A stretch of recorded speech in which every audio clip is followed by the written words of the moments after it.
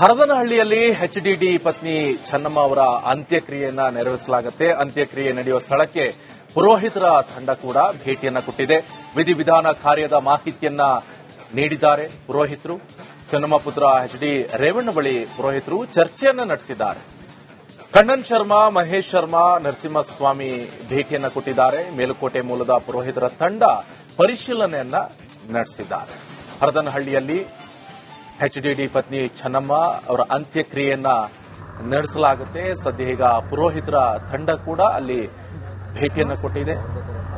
ಒಕ್ಕಲಿಗ ಸಂಪ್ರದಾಯದಂತೆ ಅಂತ್ಯಕ್ರಿಯೆಯನ್ನ ನೆರವೇರಿಸಲಾಗುತ್ತೆ. ಈ ಸಂದರ್ಭದಲ್ಲಿ ಏನೇನು ಮಾಡಬೇಕು, ಯಾವ ರೀತಿಯಾದಂತಹ ಸಿದ್ಧತೆಗಳನ್ನ ಮಾಡ್ಕೋಬೇಕು, ಸಂಪ್ರದಾಯಕ್ಕೆ ತಕ್ಕಂತೆ ಅವೆಲ್ಲವನ್ನು ಕೂಡ ಈಗ ವ್ಯವಸ್ಥೆಯನ್ನ ಮಾಡ್ತಾ ಇದ್ದಾರೆ.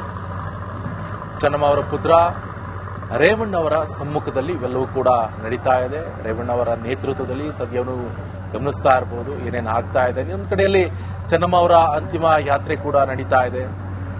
ಹರದನಹಳ್ಳಿಗೆ ಅವರ ಪಾರ್ಥಿವ ಶರೀರವನ್ನ ಕೊಂಡೊಯ್ಯಲಾಗ್ತಾ ಇದೆ. ಬೆಂಗಳೂರಿನ ಪದ್ಮನಾಭನಗರದ ಅವರ ನಿವಾಸದಿಂದ ಹೊರಟಿರುವಂಥದ್ದು ಆಲ್ಮೋಸ್ಟ್ ಈಗ ತಲುಪ್ತಾ ಇರುವಂಥದ್ದು. ಸದ್ಯ ಎರಡೂ ಕೂಡ ಲೈವ್ ದೃಶ್ಯಾವಳಿ ಇದು. ಈ ಕಡೆ ಚೆನ್ನಮ್ಮ ಅವರ ಅಂತಿಮ ಯಾತ್ರೆ, ಸಾಕಷ್ಟು ಜನರು ಕೂಡ ಸೇರಿದ್ದಾರೆ. ಇನ್ನೊಂದು ಕಡೆಯಲ್ಲಿ ನಾಳೆ ಸೋಮವಾರ ಚೆನ್ನಮ್ಮ ಅವರ ಅಂತ್ಯಕ್ರಿಯೆಯನ್ನ ನೆರವೇರಿಸಲಾಗುತ್ತೆ. ಈ ಸಂದರ್ಭದಲ್ಲಿ ಏನೇನ ಮಾಡಬೇಕು, ಆ ನಿಟ್ಟಿನಲ್ಲಿ ಒಕ್ಕಲಿಗ ಸಂಪ್ರದಾಯದಂತೆ ಅಂತ್ಯಕ್ರಿಯೆ ನೆರವೇರಿಸಬೇಕಾಗುತ್ತೆ. ಸೊ ಈ ನಿಟ್ಟಿನಲ್ಲಿ ಅಲ್ಲಿ ಸಾಕಷ್ಟು ವ್ಯವಸ್ಥೆಗಳನ್ನ ಮಾಡಿಕೊಂಡಿದ್ದಾರೆ.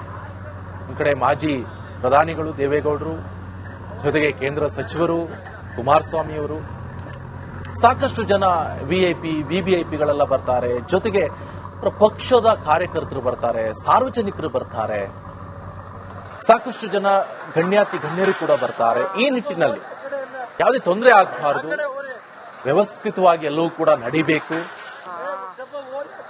ತಾಯಿಯ ಅಂತ್ಯಕ್ರಿಯೆ ಸಂದರ್ಭದಲ್ಲಿ ಯಾವುದೇ ಸಮಸ್ಯೆ ಆಗಬಾರದು ಎನ್ನುವಂತ ನಿಟ್ಟಿನಲ್ಲಿ ಸ್ವತಃ ಚೆನ್ನಮ್ಮ ಅವರ ಪುತ್ರ ರೇವಣ್ಣ ಅವರೇ ಆ ಸ್ಪಾಟ್ನಲ್ಲೇ ಎಲ್ಲವನ್ನು ಕೂಡ ಖುದ್ದು ಅವರೇ ನಿಂತು ನೋಡ್ಕೊಳ್ತಾ ಇರುವಂತಹ ದೃಶ್ಯ. ಇನ್ನೊಂದು ಕಡೆಯಲ್ಲಿ ಚೆನ್ನಮ್ಮ ಅವರ ಅಂತಿಮ ಯಾತ್ರೆಯ ನೇರ ದೃಶ್ಯಾವಳಿ ನೋಡಿ, ಎಷ್ಟು ಜನ ಸೇರಿದ್ದಾರೆ. ಅಂತಿಮ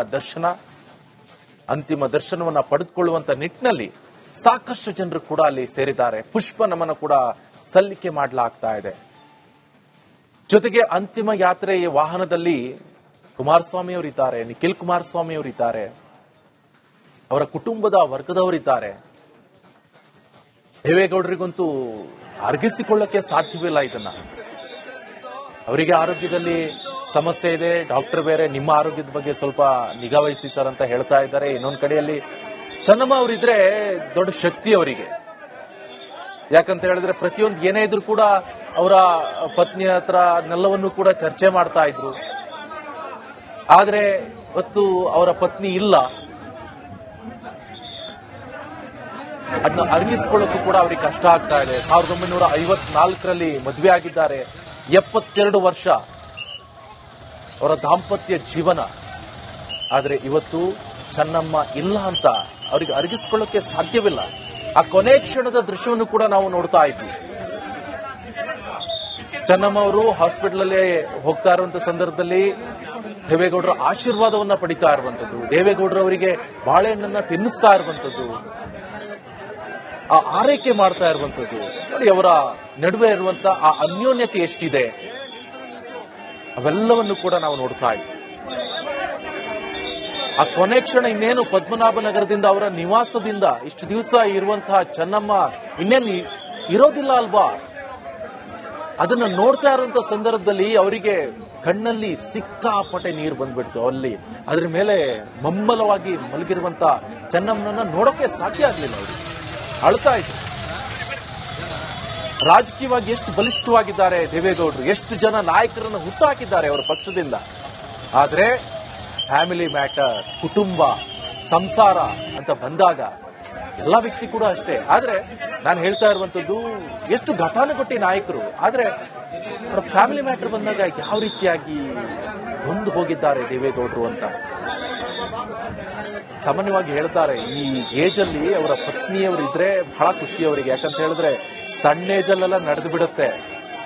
ಏನೋ ಟೈಮ್ ಪಾಸ್ ಆಗ್ಬಿಡುತ್ತೆ. ಆದ್ರೆ ಆಫ್ಟರ್ 60 ದಾಟದ ನಂತರ ಅವರಿಗೆ ಪತ್ನಿಯವರಿದ್ರೆ ಏನೋ ಒಂಥರ ಖುಷಿ ಅವರಿಗೆ.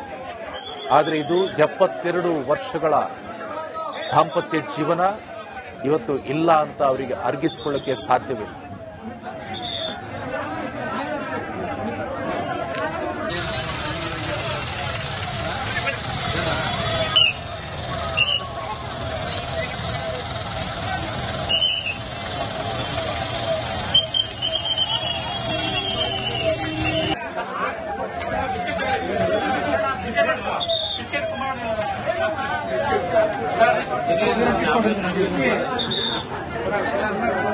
ನೋಡಿ, ನೇರ ದೃಶ್ಯಾವಳಿ ಇದು ನೀವು ನೋಡ್ತಾ ಇರುವಂತದ್ದು. ಸದ್ಯ ಅವರ ಪಾರ್ಥಿವ ಶರೀರವನ್ನ ಹರದನಹಳ್ಳಿಗೆ ತೆಗೆದುಕೊಂಡು ಹೋಗ್ತಾ ಇರುವಂತಹ ಸಂದರ್ಭದಲ್ಲಿ ಎಷ್ಟು ಜನ ಬಂದಿದ್ದಾರೆ ಅವರನ್ನ ಲಾಸ್ಟ್ ಅಂತಿಮ ದರ್ಶನಕ್ಕೆ ನೋಡುವಂತ ನಿಟ್ಟಿನಲ್ಲಿ ಸಾಕಷ್ಟು ಜನರು ಕೂಡ ಅಲ್ಲಿ ನೆರೆದಿದ್ದಾರೆ, ಪುಷ್ಪ ನಮನವನ್ನ ಸಲ್ಲಿಸ್ತಾ ಇದ್ದಾರೆ.